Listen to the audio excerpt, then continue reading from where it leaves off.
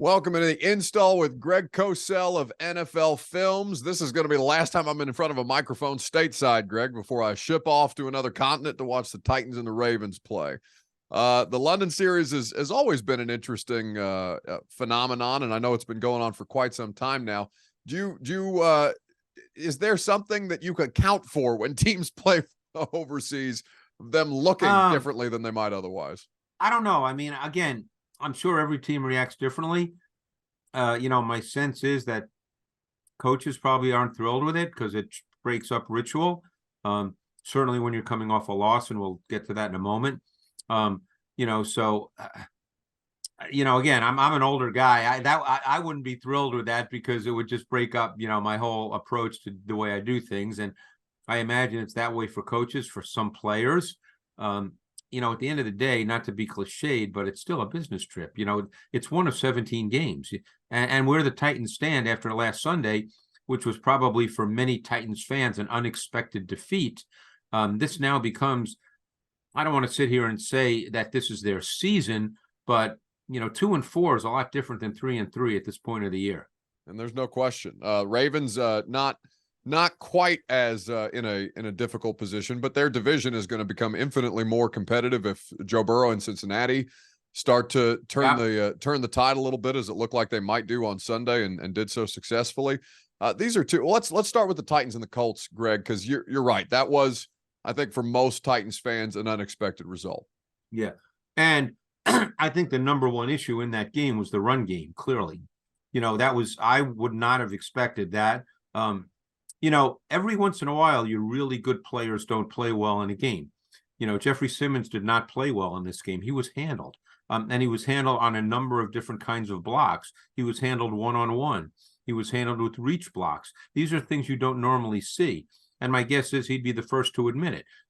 But they were handled up front, and the Colts had a really multiple and diverse run game with a lot of different concepts, and they were able to control the line of scrimmage. Now, and their game plan was clearly to run out of 11 personnel versus the Titans nickel defense, because he had 23 carries, okay? 17 of those came out of 11, and the only reason he didn't have more, Buck, is because at the end of the game, when they were essentially eating clock, is they lined up in 12 personnel. But clearly the game plan was, let's get the Titans in their nickel defense, and let's run the ball. And Moss, out of 11 personnel, was 17 for 139.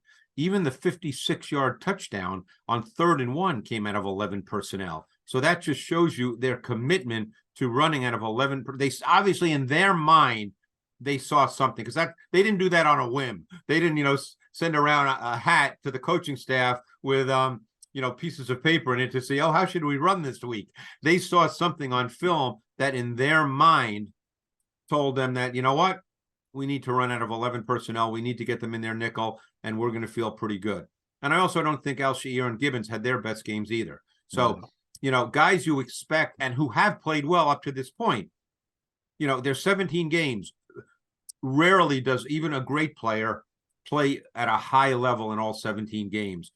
And unfortunately, that's what happened in this game. Now, not only were the Colts able to run the ball, the pass rush was not getting anywhere close to Richardson or Minshew when he came into the game, and certainly that was had some critical third down conversions.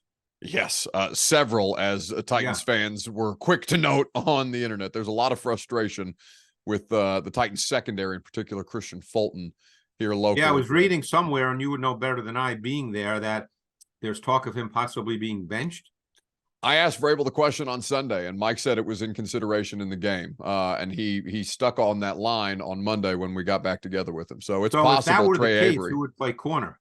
Would they go with McCreary outside and Molden in the slot? I would think they would prefer to do that as opposed to putting Trey Avery out there. I think that's probably the better combination for them, with Molden in the slot. He's played there before and looked good there before. Yeah.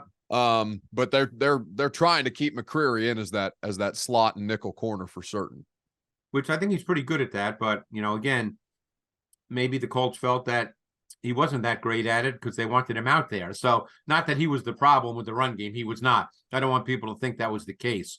But no. But if we want to turn to the other side of the ball, again, I've spoken with you through this part of the season, and maybe Titan fans are impatient, but right from the beginning, I thought that they did some good things on offense, and I thought that showed up in this game.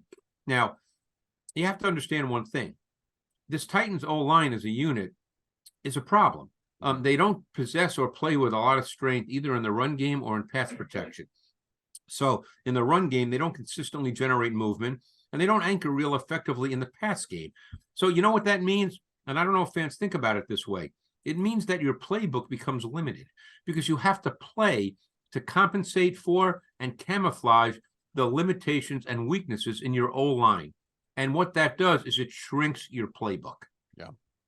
And like I said, I'm not sure how many people think about that, but that's the reality of life in the NFL. You can't put your players that you know, and you know this, Buck, you're around the team every day, and I know you have good relationships with players and coaches, but you can't, coaches will not put their players in positions where they know they can't be successful. Yeah. And I think that, I have to think that, Greg, regardless of how often you have to repeat that or whomever has to repeat that, that the playbook that you go into the season with or go into camp with evolves, that as personnel changes, these coaches adapt. It's what they're paid to do. And if they don't, then they're not successing. I mean, this seems that it would be common sense for a lot of people, but sometimes I do think it gets lost. Look, here's what you know me, I take really detailed notes. You've probably seen them. I should probably send them to you every week just so you could see, because it would help you. But here's what I typed after I finished watching the Titans offense. And I'm sure people understand that I watch every play. I don't pick and choose, 20 plays and try to make a judgment. I said, Titans playbook becomes significantly limited in the pass game when you struggle to protect, because you have no pass game if you cannot protect your quarterback. That's the dilemma facing the Titans right now. So the Titans must build their pass game to compensate for and try to camouflage their limitations. And that has an impact on personnel groupings and formations and route concepts, and not in a positive, expansive way. So I'd like for fans to understand that this, I know Ryan Tannehill's probably being discussed. This is not Ryan Tannehill's issue.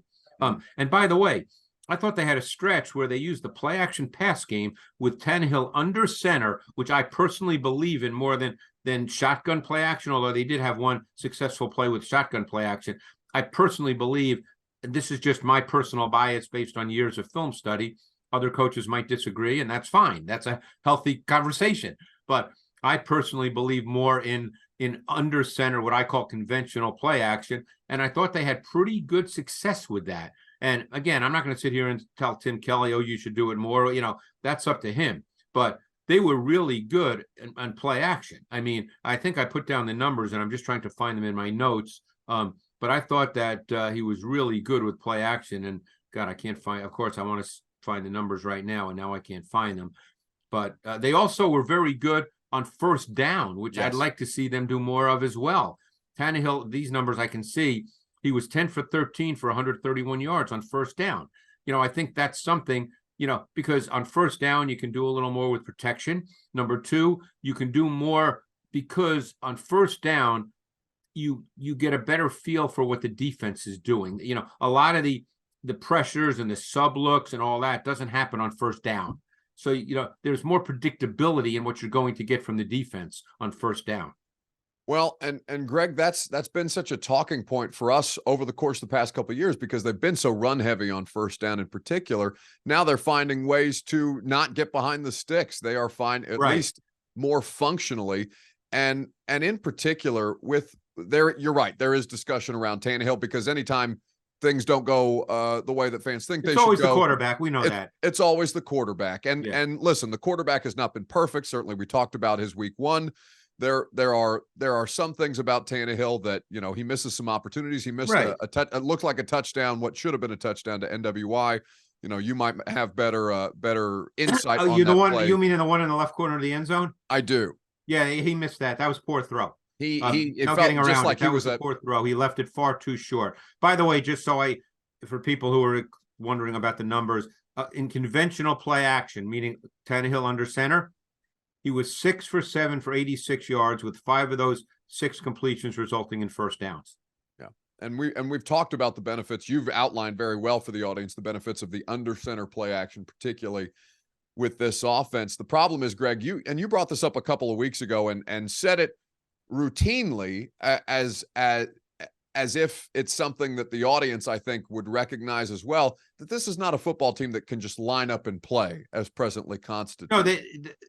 No, one of the things that's a limitation, and you really saw it on the final drive, okay? And again, I'm not blaming anybody. I'm just saying what the tape shows. You really saw the limitations the Titans have in the drop back passing game. No play action, the drop back passing game on their final possession. Straight up one-on-one individual protection and issues with stunts. It was very problematic. Both issues showed up on every snap on the final drive, ending with the Tannehill interception. Now, I know there's some sense of desperation when you get to that point, but still, they did have some time, and they can't protect well enough in a drop back passing game. We've talked about Nicholas Petit-Frere. He was inactive for the game. We'll see if there's any changes made with Dillard, but Mike Vrabel speaking today said there weren't necessarily any plans to do so. And believe it or not, overall, I thought there was incremental improvement in Dillard. Again, that's incremental. I don't want people to think I'm saying Dillard's a star now, but I thought there was incremental improvement in his game. He still had some bad snaps without question. So I don't want people to think I'm saying he didn't, but I thought there was incremental improvement. Well, I think, Greg, that they're hoping that Skoronski helps him settle in a little bit. And Skoronski had to work through his first game. I know he played week 1, I guess, but he kind of had to work through this game. He struggled a bit, and I'm sure, the assumption will be that he'll play better, but he was a little up and down in this game as well. So speaking of up and down, let's turn our attention to the Ravens. New offense for Lamar Jackson, Todd Monken coming back to the NFL from the pros. What observations have you made for we'll talk specifically about this past game against the Steelers that they dropped. I know this is why you have to watch the tape, okay? Because what did they score? Whatever points they scored, 10 points. Yeah. And I'm sure if you just looked at that and looked at Lamar's numbers, you'd say, Lamar was outstanding in this game. Oh my God, Greg, I was screaming at my television watching the drops. It was wild. I thought Lamar was really, really good in this game.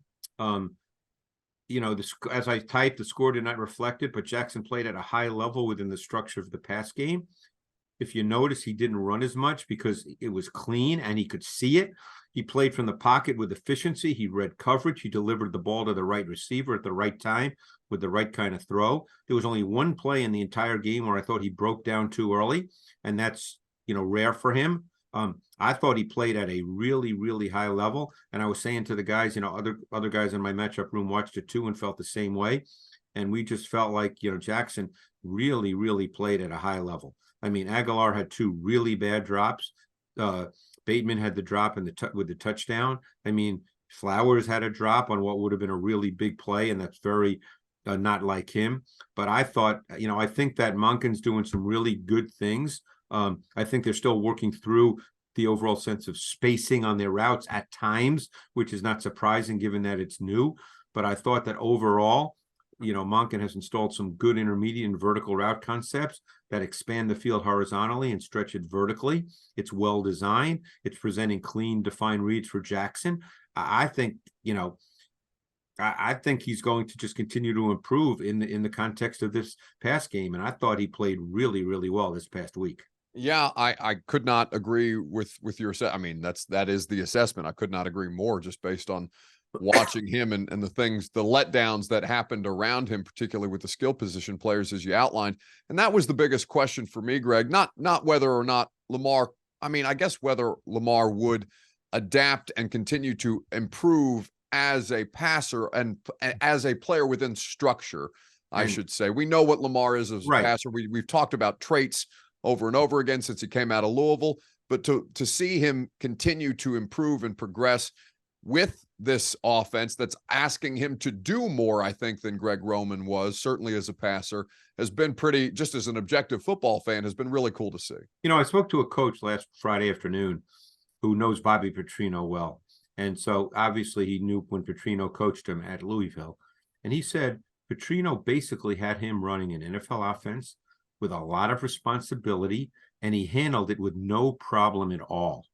And again, this is no knock on Greg Roman. This team was a playoff team for years. Lamar is as dynamic a runner at the position as we've ever seen. So you certainly don't want to take that away from him and say, don't run. But, I think that the next step in the minds of many, right or wrong, is that let's really develop a structured pass game, because you know what? He's really not a bad passer. He just looks different throwing a ball than a lot of quarterbacks. So the natural inclination is, oh, he's got a little bit of a kind of a funny delivery, but he can make throws. And I think he's seeing it really, really well.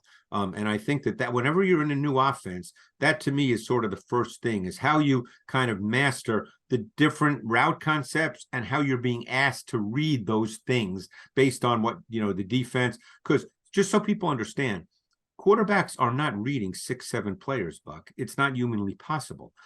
They start off with a very basic thing. Is it middle of the field open, middle of the field closed? You start there. And then based on your route concept and what's viewed as the primary and the secondary, you're just working off a few players. You don't, if you're working, to trips, let's say it's 3-by-1, okay? And your primary read is to trips, to the 3 receiver side. What's happening on the backside with the corner, that's not even relevant to you. You don't need to understand, well, is that corner playing man technique or zone? It doesn't even matter. He's not relevant. Yeah.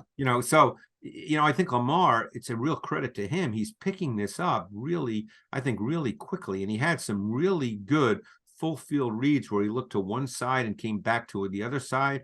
I mean, he looked really good at this past Sunday. I do think, and Greg, you'll be able to speak on this better than I can, but I do think that the conversation around these quarterbacks, just generally league-wide, has progressed to a place where the audience understands and fans understand how much more the landing spot, the coaching has to do with what these players ultimately end up being. And I've always believed that because of who I've been fortunate enough to have been around. And for some reason, we denigrate quarterbacks when they play in a really good system. And that's the wrong way to approach it. That's the job of the coach. The job of the coach is to understand the strengths and limitations of your quarter. And by the way, there's very few quarterbacks that are quote unquote transcendent, that have no limitations. Okay. There's just not, even the guys we consider great today, for the most part, there's not 7 guys who they could do anything. It's not like that. So it's the coach's job to understand what the strengths are, what the limitations are, and to structure an offense that ultimately, plays to the strengths, minimizes the limitations. And then that gets into what else you have in the context of your offense. Right now, if you're the Giants quarterback, you could be all world, and you can't, there's just no time, so there's so many variables that go into it. And of course, we always focus on the quarterback, the idea that you can't win a big one or get to a Super Bowl without a great quarterback. And as a platitudinous generalization, that's probably true, to some extent, but there's so many variables that go into that.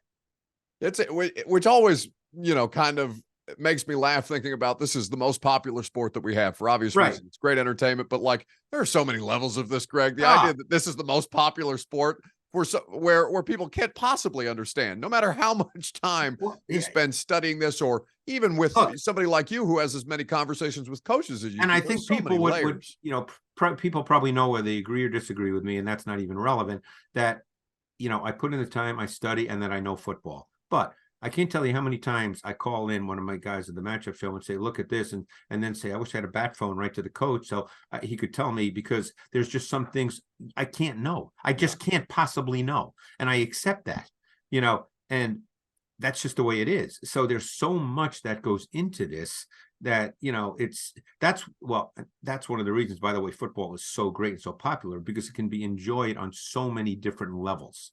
Absolutely. I don't know that I'm enjoying anybody as much as I'm enjoying Brock Purdy and the San Francisco 49ers. See, there's a perfect example of what we're talking about. Well, and it's why I'm glad that you set the transition up for me, because Greg, he continues to just make all the right decisions, it would seem. And again, I'm not in the meeting room, I'm not on the headset, but when I watch him, he is clean, he is efficient. Obviously, he works with a great coach in Shanahan. But what has separated him it doesn't matter where he was drafted. No, it's a highly detailed offense, by the way, with Yeah. a ton of motion, a lot of nuance, and he has made clear improvement from last year to this year. And I actually think he's throwing the ball better with a little more juice. He'll never have a hose, but he's throwing it, which can come from any number of reasons, just personal growth, confidence in the system, and feeling like, hey, I can just turn it loose. But the bottom line is this: good system, bad system, irrelevant.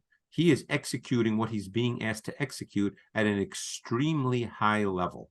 That's what you want your quarterback to do. We can debate all the rest. Oh, he wouldn't be doing this in this system. Well, we don't know any of that. Right. The point is, he's in a highly detailed system that asks a lot of the quarterback because of all the things that they do. And he is executing at a supremely high level. To me, there's nothing more that needs to be said. We can sit here and debate every single individual trait that he has. Now that he's in the NFL, and we all do this when he comes out of college, and I'll be the first to admit I did not have him highly rated. I have no problem saying that. I do a ton of evaluations, as you know, probably 250 a year. I'm going to be wrong sometimes. That's the way it goes. I mean, it's human beings evaluating human beings. I mean, right now, and this company because they're based in Nashville, the H2 company. S2. S2, excuse me. Apparently, Stroud had a really low number. Well, you watch his tape through 5 games, and this guy looks like he sees everything and he belongs. Now, it's 5 games, so I'm not going to sit here and get the gold jacket ready. But, it's still, when all's said and done, it's human beings evaluating human beings. And now with all these tests, I'm not knocking these tests. People want more information. It's always better than less information. Absolutely. But it's how you use these things. But the point I'm trying to make is the other stuff about getting back to Purdy becomes irrelevant. He's executing what he's being asked to execute in a detailed, nuanced, complex offense at a super high level. That's what you want your quarterback to do, is it not? It's exactly what you want. He's a joy to watch, honestly. He really is. And there's a calmness. It's funny. I happened to watch Burrow and Purdy back to back this week. And again, I'm not making a direct comparison. That's not my point. Sure. But my point is there's a calmness and a poise and a composure to the way they both play. Nothing is too fast for them. And I've used this term a lot, and I think it's visual for people. When you're slow mentally, you play fast physically because you don't have time. I mean, we have 2 quarterbacks on my matchup team, 2 former quarterbacks. Now, obviously not present quarterbacks, 2 former quarterbacks that played in college. And, we talk about this a lot. When you don't see it, at the time speeds up because really you only have 2.5 seconds anyway. And that's not a lot of time. So when you don't see it, Buck, when you're slow mentally, the clock really goes off and you start playing really fast physically. Yeah, it's going to be a fun watch with him against the Cleveland Browns defense this weekend. I'm certain that the NFL matchup show is going to cover a lot of these great games coming up. Oh yeah, there's some, that game we'll be covering for sure. I'm really intrigued by the Seattle-Cincinnati game this weekend. Are you doing a piece on it? Yes. Who's doing the piece? Darius is doing that game. I'm intrigued by Tampa Bay and Detroit. Darius is doing that as well. I'm curious. Look, I don't think the Jets can score enough to really beat the Eagles by any means, but I think that's an interesting game. I just think that's an interesting game because the Jets have a really good defense. Yeah. So you can always check out the NFL matchup show to get you ready for your NFL Sundays on ESPN on Sunday mornings, on ESPN Plus on demand. And you can certainly follow them on Twitter and on Instagram at NFL Matchup Show. Greg, I'm going to take some time off after. Good for you, Buck. Good for you. We'll take a week off then. I know you're not, so you can continue to watch the NFL. Yeah, Matchup I don't show. go to London. I don't go anywhere. I just come to my office right here at NFL Films. Well, the one thing that I know I can trust on my week to week is that Greg Cosell is going to be sitting right in that chair, right in the same spot each and every week. But Greg, I'll look forward to our next conversation and enjoy the time, at least the time away from me in the meantime, time off. All right, Buck. Well, have a great trip. Be safe. See you, buddy.